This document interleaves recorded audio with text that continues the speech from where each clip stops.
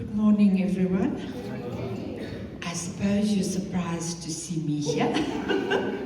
I think Don and Kim are stretching some of us to grow in new areas, and here I am. So I believe the Lord has put a word on my heart, a word in season for us. And let's just pray. Father, thank you for this wonderful opportunity of sharing your word, what I really believe you have put in my heart for all of us. Yeah, may we hear it, and may we hear it and do it, and not just hear it. Amen. Amen. So the theme for the year is building strong. We all know that. We passed halfway.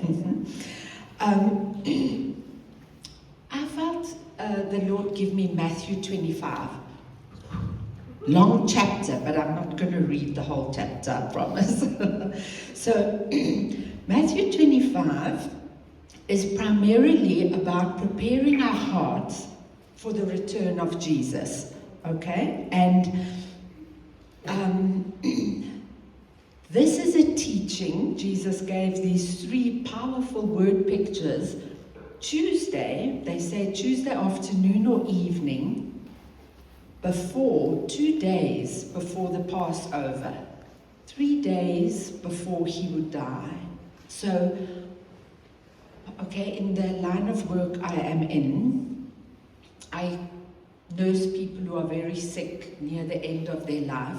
And that is often the time when they are making things right and they are saying important things they want to say before they leave. And so this is a word pictures that Jesus wanted his disciples to have, sort of a summary, a culmination of all of the teachings he had been putting in their heart over the 3 years that he had been ministering. And we know, Matthew 24, that they said, Lord, when will these things happen? And then in Matthew 24, the Lord explains the signs of the times. And all through the generations since then, people have been saying, that it seems now. And definitely right now, to me, it also, when I look around at the signs, I feel it's imminent, Lord. All these things are happening in much more condensed severity forms. So, but Matthew 25 is not about his coming in the sense that warning us that these are the signs, but it's saying how we as God's children should be living as we wait for his return. And that's the key of it, how the character and lifestyle of his followers as we wait, as we anticipate the return of the Lord Jesus. So it's three parables, and ones that are very well known. And sometimes the first one, the bridesmaids, the 10 bridesmaids or the 10 virgins, some stories, my tongue is tied. Some translations say virgins, some say bridesmaids. We often, or I even remember myself many years ago, used to share this as something to tell people they need to accept Jesus as their Savior. But remember, Jesus was talking to believers, to his followers. So it is everyone that appears to already know the Lord and be following him. So just briefly, the story starts by Jesus comparing the kingdom of heaven. So he's preparing what it's like to a waiting bridegroom. So in the Jewish weddings, very different, you were betrothed, and a betrothal was a very strong commitment. It was like marriage, except you weren't living together yet. Then the bridegroom, they would go and see the family, pay the bride price. Then the bridegroom goes home and he prepares for the bride by building another room on his father's house. And then the father decides when the house is ready. and when. And so neither the groom nor the bride knew the exact date of the wedding. Does that sound a bit familiar? So it says only the Father knows when Jesus will come, and we won't know, the bride, and even Jesus is waiting for the Father. So they also say that the bridegroom would go to the house often at night. Interesting, eh? So when Jesus was telling the story, it was very familiar to his people that he was talking to the congregation or the followers. It says there were 10 bridesmaids. I'll show 10 bridesmaids. 5 were wise, 5 were foolish. They were waiting, so the bridesmaids obviously realized the time was close. They were waiting at the home of the bride. And the 5 were called wise, 5 were called foolish, because the wise ones had taken extra oil in case the bridegroom came later. So they were ready. The others didn't. So eventually they all get sleepy, they fall asleep. At midnight, there's an announcement. The groom is coming, and so great excitement, get up, light the lamps, trim them, get them ready. Now, in the Jewish culture, there would be a procession through the streets towards the home of the groom. So they all get up, and then the 5 of the women said, oh, gee, we don't have enough oil. Lend us some. The others said, no, we don't have enough oil for everyone. Go and buy some. I always wonder at that phrase. where in those years could you go 12 o'clock at night to go and buy some? Anyway, maybe they went to their own homes or woke up the storeman who sold the oil. And it says they went off, and it says whilst they were gone, the groom came. And so the whole procession left without those who had gone to get oil. And they went to the home of the groom. So if we read in Matthew 25, verse 10 to 13, it says, but while they were gone to buy the oil, the bridegroom came. Then those who were ready went in with him to the marriage feast, and the door was locked. Later, when the other 5 bridesmaids returned, they stood outside, calling, Lord, Lord, open the door for us. But he called back, believe me, I don't know you. And then Jesus said, so you too must keep watch, for you do not know the day or the hour of my return. Okay, what do we learn from this first parable?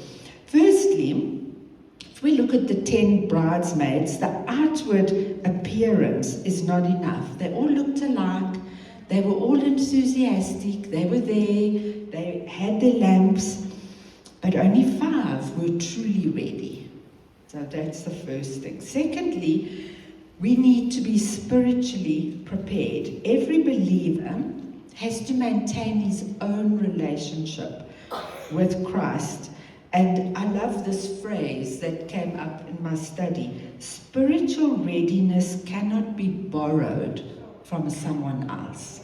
So in other words, going to church, having believers as friends, having family who know the Lord Jesus isn't good enough. It cannot replace a personal relationship with Jesus. Then the bride had to wait longer than expected. Okay, so maybe the groom normally came at 10. You know, that's why everyone thought they had enough oil. But it says at midnight. So what we learn is that we need to have faith and persevere even when the wait is long.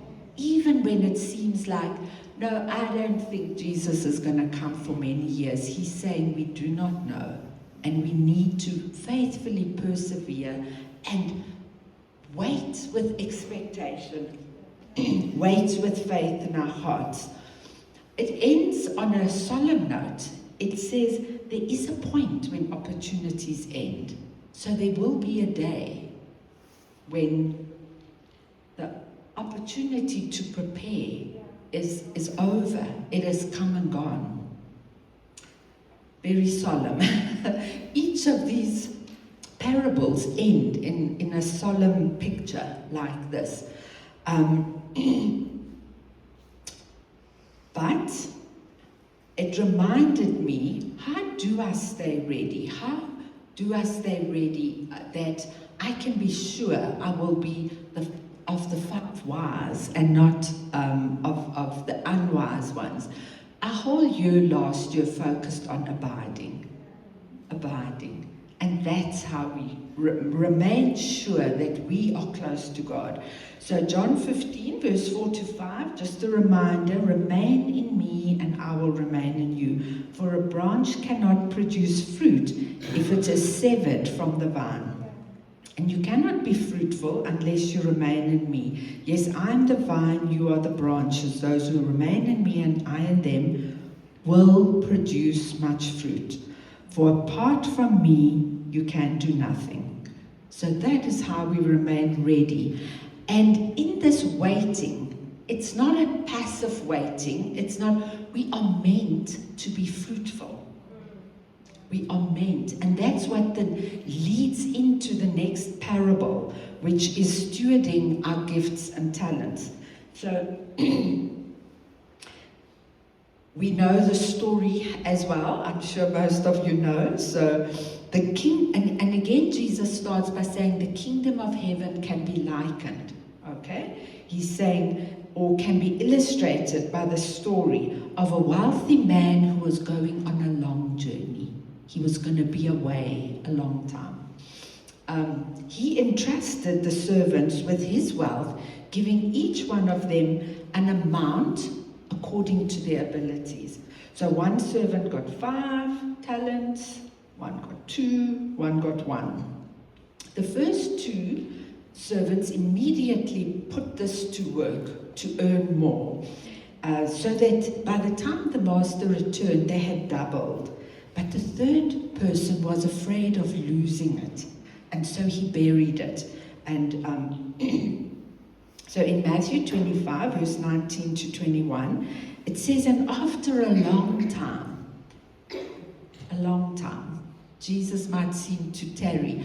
I remember being in the youth of our church, and they said, Jesus is coming soon. And I thought, Lord, I first want to be married. I first want to do something with my life. And now I'm 65, and Jesus hasn't come, but I still believe he's coming soon.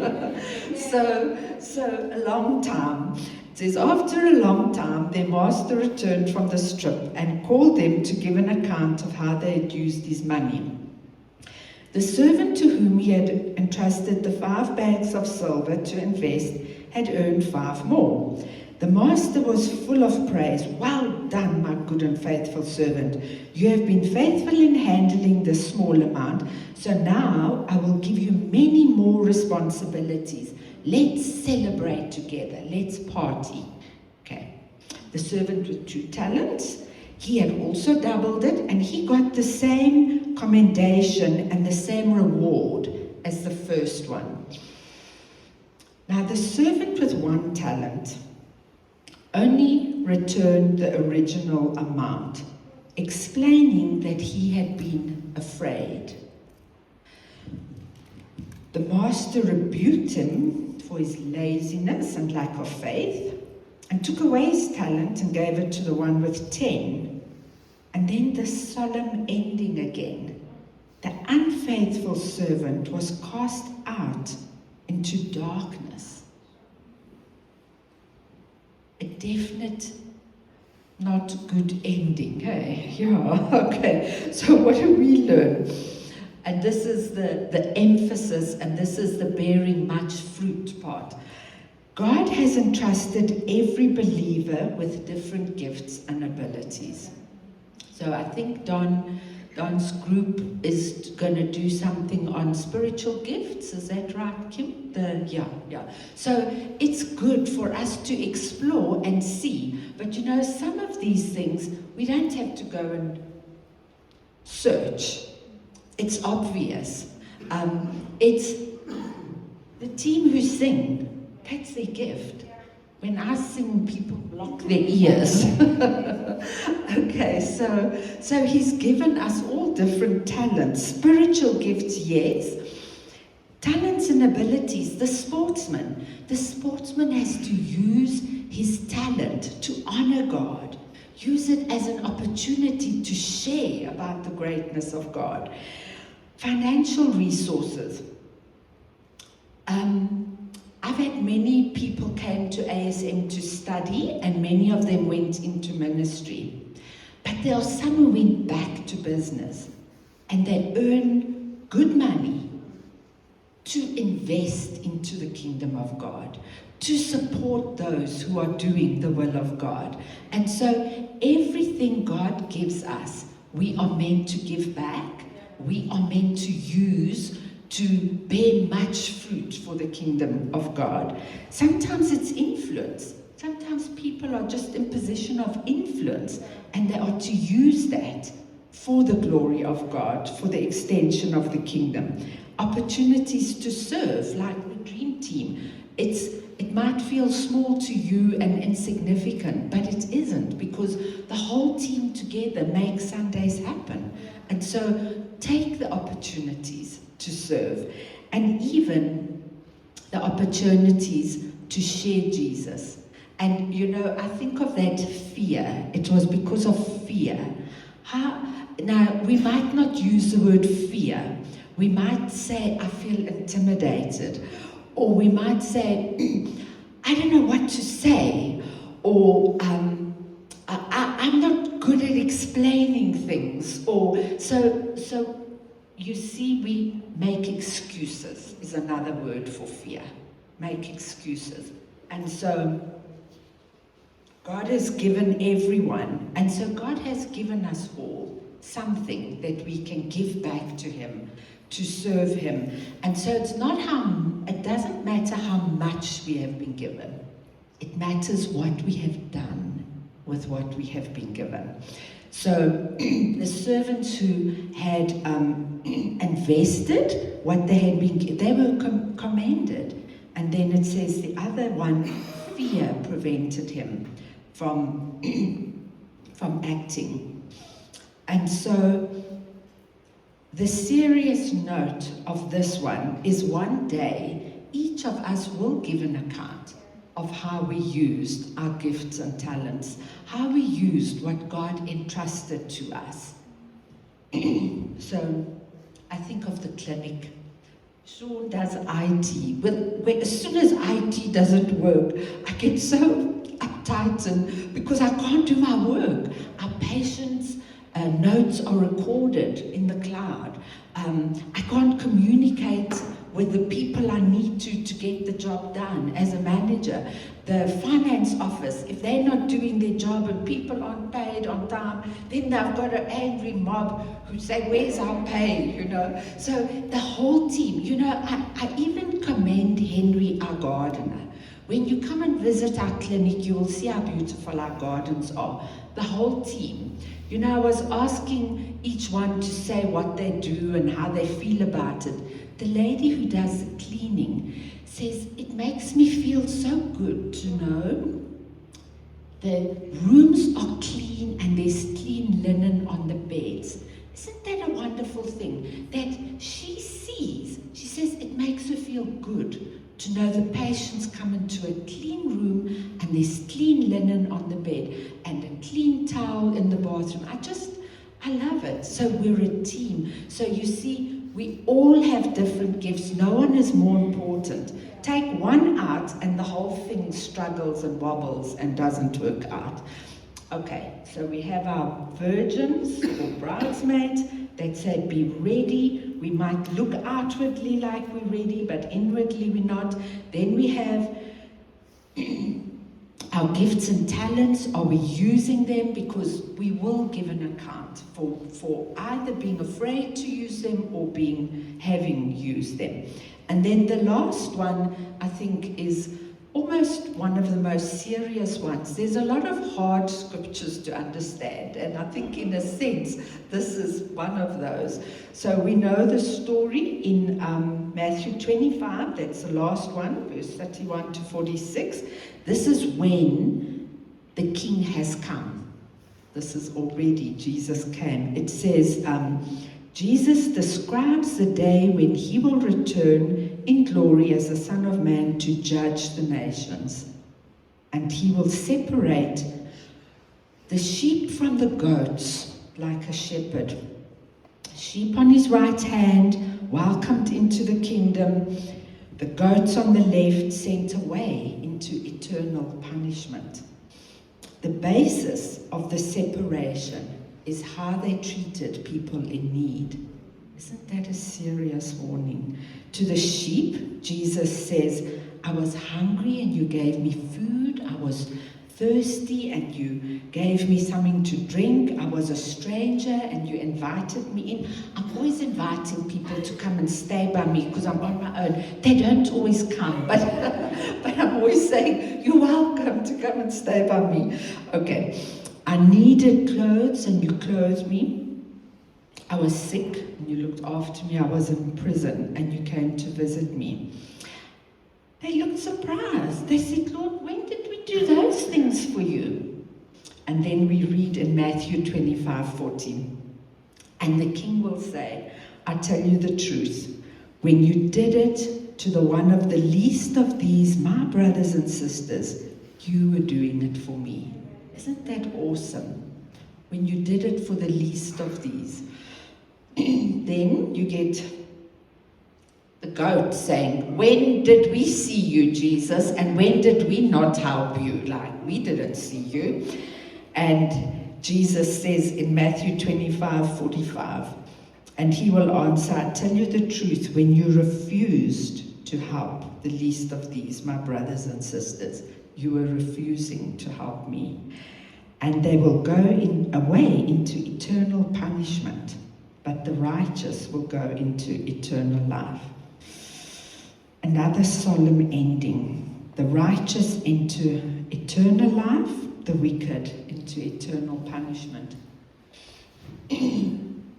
So, the lessons we learn here is love is practical. Compassion is not optional. Every act of kindness done for Christ's sake has eternal significance. Every act of kindness. And we often serve Jesus best when we serve those who can give us nothing in return. Yeah, so practically, how we treat people when we are tired and we're grumpy, or when we're in a hurry and someone wants to stop and talk to you, or when a car guard tells you a long story about his children and this and that because he's hoping you're going to give him a little bit extra. How do we treat those people? Do we treat them warmly as if they are Jesus? I love, I've got as a nurse 2 role models. I've got lots of others, but 2 that stand out. Florence Nightingale came from a wealthy family. She received her calling. She heard an audible voice from God when she was 14. I was 14 when I received my calling. And she made such a dramatic change. She revolutionized nursing from drunken prostitutes caring for people to become a professor. And Mother Teresa, who left the safety of her, what do you call it, where the nuns live? Convent, where she was a teacher. Because when she would go out and do shop about food and things, she saw the poor, and it moved her heart with compassion, and she couldn't stay in the safe convent where she had food. She had to leave that and go and help the poor. And she said a lot of amazing things. But she brought this thought home to me. What you do for the least of the, it is for Jesus. See Jesus in these people.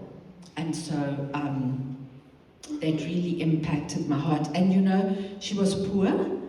She said, if I have a cup of rice, I share the half a cup with the person here. She said, I can't do great. Some of us might never do great things, but we can do all things with great love. Isn't that amazing? So let us remember, let us realize that we need to be ready. We need to use what the talents and gifts God has given us and the opportunities, and we need to love our neighbor as ourselves. So Matthew 22, I won't read it, I'll just remind you, this is Reach's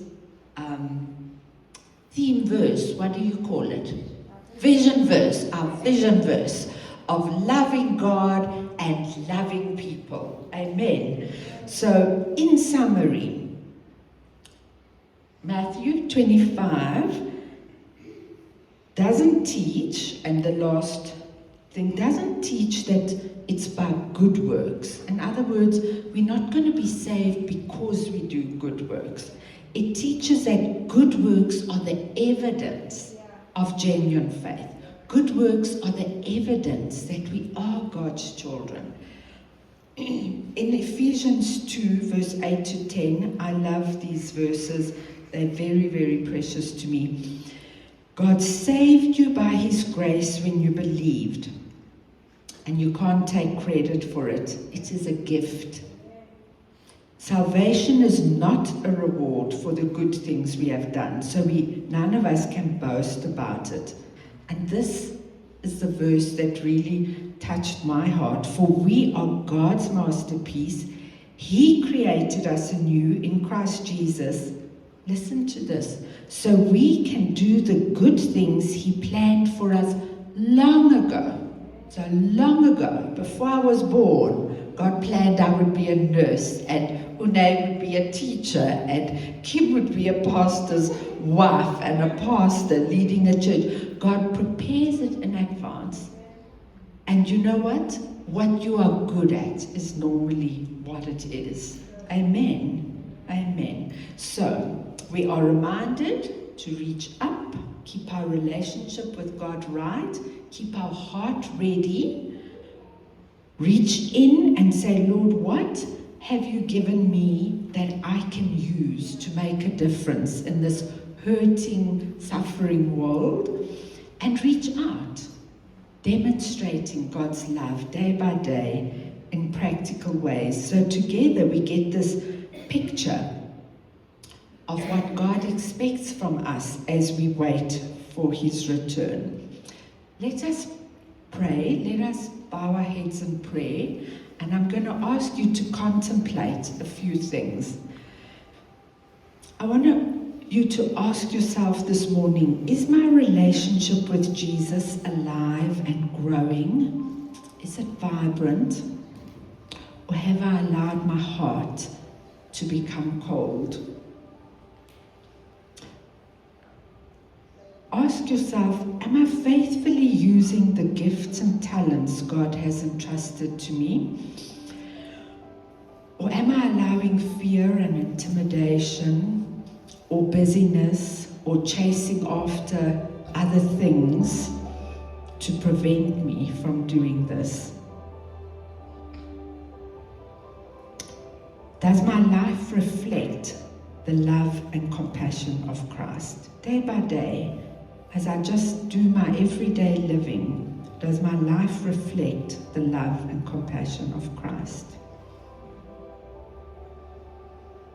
And then if Jesus returned today, would I hear, well done, my good and faithful servant? Father, we thank you for your word. We thank you that you speak so clearly to us in pictures that we can understand and relate to. Thank you for your word that encourages us. Thank you that you love us all, that you receive us all. Thank you that you long to be in each of our lives. And if there's anyone here today, Lord, who isn't sure, I pray that Holy Spirit, you would touch their hearts as they open them to you, to receive you, and quietly in their hearts just to say, I believe, I receive you, Jesus. Or the rest of us just say, Lord, I recommit myself to walking with you, to walking closely, to walking in obedience, to not just hear your word week by week, but to live according to it. Thank you. Thank you that you give us the strength, the courage. You haven't left us alone. You have given us the Holy Spirit to encourage us, to strengthen us, to enable us to live a life that will honor you and reflect your love to a broken, hurting world. We love you, Lord. We love you and we commit ourselves to you. May your will be done in each of our lives. May we be found faithful. May we hear those wonderful words one day. Well done, my good and faithful servant. Amen. Amen. Amen. Thank you everyone for being here. Thank you for being patient with me preaching my first sermon at Reach. And just before we go, I have an announcement to make, some important news. So during this past week, Don had an unexpected serious medical event and isn't well, and that's why he's not here. And so he will be needing to take a period of time to rest, heal, and recover over the next while. So we want to ask that you will stand with Kim and Don and the family in prayer, and that you would just trust God that his beautiful plan will be done in their lives and that Don will heal well. So let's pray together now for him. Let's stand and pray like the Africans and Asians pray. We all pray our own prayer, out loud for God to hear. Father, thank you. Thank you that we can bring Don to you. Thank you for sending Don and Kim to our church. And we pray that you will bring healing, restoration, that your will be done in their lives, and that we will all see your glory through this healing that you will bring about. We thank you, Jesus, for your love. We thank you that your hand is on Don and that he will recover and he will grow strong again. We thank you that we can trust you in all situations. Lord, I know so many other people who are struggling with health issues now. I pray for them too, that they would know your healing hand on their life and that they would know your presence as they go through this challenging time. May you be honored in all our lives in this coming week and in the weeks to come. Amen. Amen.